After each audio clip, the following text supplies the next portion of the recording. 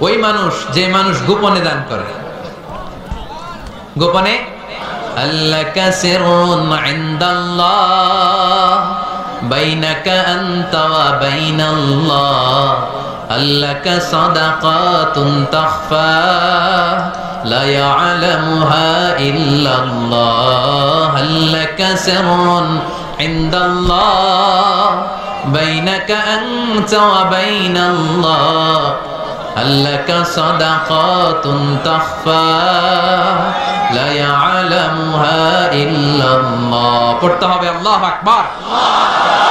গোপন দান যিনি করে তিনি সবচাইতে শক্তিশালী, ঠিক কি না? এজন্য মাতোয়াইলের ভাইয়েরা গোপন দান করতে রাজি আছেন নাকি? অমুক ভাই বিশিষ্ট সমাজ সেবক 2 লক্ষ টাকা, বলেন মারহাবা। এইভাবে দান করবেন? মারহাবা করলেও আছি, না কইলেও আছি, ঠিক কি না? মারহাবা যদি বলে দেন, সমস্যা নাই। মারহাবা না বললেও দিবেন। তাহলে খুশি কে?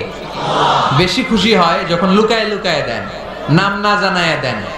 ওই দান আল্লাহ এমন ভাবে কবুল করে, ওই দানের কারণে 7 শ্রেণীর ব্যক্তিকে আল্লাহ আরশের নিচে ছায়া দিবে। যেদিন কোনো ছায়া পাওয়া যাবে না, ওই দিন ওই ব্যক্তিকে আল্লাহ টেনে আরশের ছায়ার নিচে বসিয়ে দিবে।